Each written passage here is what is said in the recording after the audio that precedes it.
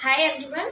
पिछले वीडियो में मैंने ये बताया था आपको कि आप इस रिस्क को कैसे कम कर सकते हो, लेकिन मैंने आपका रिस्क वर्क यूज़ नहीं किया। जैसे आप बिजनेस स्टार्ट करें वो चलेगा कि नहीं, तो वो इन्वेस्ट करना मनी और वो सोचना कि वो इन्वेस्टमेंट सही है कि नहीं, उससे आपको लॉस होगा कि प्रॉफिट होगा, तो वो उसको कहते हैं रिस्क। माइंड में अगर आपके चले कि वो कन्फ्यूजन कि हो सकता है नहीं भी हो सकता, तो बिजनेस लैंग्वेज में वो रिस्क कहलाता है। ठीक है, सब मैं आज इंपॉर्टेंट टर्म्स बताने जा रही हूँ जिससे आप रिस्क से बच सकते हैं।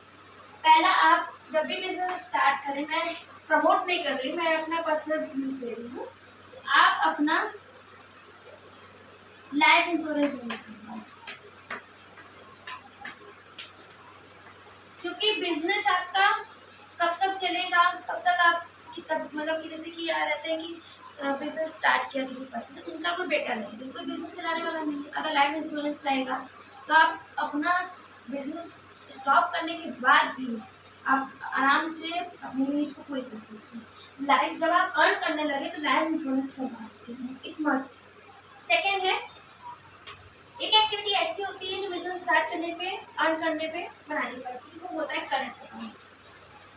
करंट अकाउंट वो होता है स्पेशली फॉर बिजनेस रहता है। जैसे आपके यहाँ जरूरी नहीं है कि कस्टमर आए तो वो कैश दें, वो आपको यूपीआई भी दे सकते हैं बाय ऑनलाइन। तो जो भी आपका बिजनेस से रिलेटेड आपका जो पैसा मिलता है जाता है, सारा करंट अकाउंट में आप कर सकते हैं। थर्ड है सेविंग अकाउंट। सेविंग अकाउंट क्यों जरूरी है? पहला, अगर आप सेव किए हुए हैं, डिमांड चेंजेस हुआ, कुछ भी हुआ, इससे 3 रीजन हो सकते हैं जिससे आपका सेविंग अकाउंट यूज हो सकता है। पहला, डिमांड चेंज हुआ तो आप सेविंग अकाउंट में जो भी इन्वेस्ट किए हुए हो वो इन्वेस्टमेंट यूज करके आप डेवलप कर सकते हो। अगर अर्थक्वेक से आपकी शॉप डिस्ट्रॉय हो जाए या फिर आपका सामान है, नेचुरल चीज़ें सामान है, अर्थक्वेक की वजह से खराब हो जाए, तो वो इन्वेस्टमेंट क्या मनी लगा के आप सही कर सकते हो। और थर्ड है कि अगर आप जैसे लॉकडाउन वगैरह लग जाता है तो उसमें दुकानें बंद थी, क्योंकि लॉकडाउन वगैरह किसी को पता नहीं होता है, कभी भी लग सकता है, तो उस समय आपके पास सेविंग अकाउंट रहेगा तो उस पैसे से आप अपना खर्चा चला सकते हैं। ठीक है, ये वीडियो आपको क्लियर हो चुका होगा। सो आप, मैं पूछना चाहती हूँ क्वेश्चन कि आप कुछ और आपके मन में क्वेश्चन आ रहा हो कि बिजनेस स्टार्ट करने से पहले बाद में कुछ भी क्या क्वेश्चन अगर अराइज होगा तो कमेंट सेक्शन में या मेरे पर्सनल मैसेज में शेयर करें, मैं उस पर वीडियो अपलोड कर दूँगी। ये सब एक्टिविटी जो रहती है रिस्क को दूर करती है। रिस्क क्या क्या होते हैं? सोशल रिस्क रहता है, डिमांड चेंज होना या फिर अर्थक्वेक आना या लॉकडाउन होना, ये तीनों चीज सोशल ही रहती है रिस्क। और एक रिस्क और रहती है कि कस्टमर को सामान पसंद आए ना आए, लेकिन मैं इस वीडियो में ये इसलिए नहीं बता रही क्योंकि मैंने बता चुका है इसके पहले वीडियो में कि कैसे आप टेस्ट कर सकते हैं। ये वीडियो ज़रूर देखिएगा, उस वीडियो में मैंने बताया है कि अगर आप बिजनेस स्टार्ट करना चाह रहे हैं तो टेस्ट करना चाहते हैं वो कस्टमर को पसंद आया नहीं तो क्या कर सकते हैं।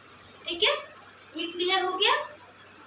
और रिस्क फेसेस करने से आप कभी डिमोटिवेट नहीं होइएगा, मतलब आप निराश मत होइएगा, आप कॉन्फिडेंट रहिएगा, क्योंकि रिस्क बिजनेस में होती है। प्रोफेशनल में रिस्क नहीं होती है, एम्प्लॉय में रिस्क नहीं होती, क्योंकि एम्प्लॉय को तो हर महीने मिलेगा पैसा।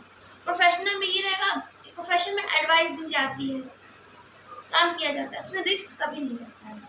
अगर कोई प्रोफेशनल है, जैसे कि एयरटेल है, एयरटेल कंपनी, उसमें अगर आपका रोल है सेल्स मैनेजर का, उसमें आपका रिस्क हो सकता है, क्योंकि उसमें आप टारगेट बेस रहता है कि आप जितना सेल्स करेंगे तो आपको उतना मिलेगा। अगर आप उतना टारगेट कंप्लीट ना कर पाए तो वो आपका मतलब जो जॉब है वो थोड़ी इनसिक्योर हो सकती है। सो प्रोफेशनल एरिया में मोस्टली क्या होता है कि रिस्क कम हो, मतलब रिस्क का चांसेस नहीं रहता। एम्प्लॉय में भी एकदम नहीं रहता। एम्प्लॉय का काम क्या है? दुकानदार की हेल्प करना कोई रिस्क नहीं है।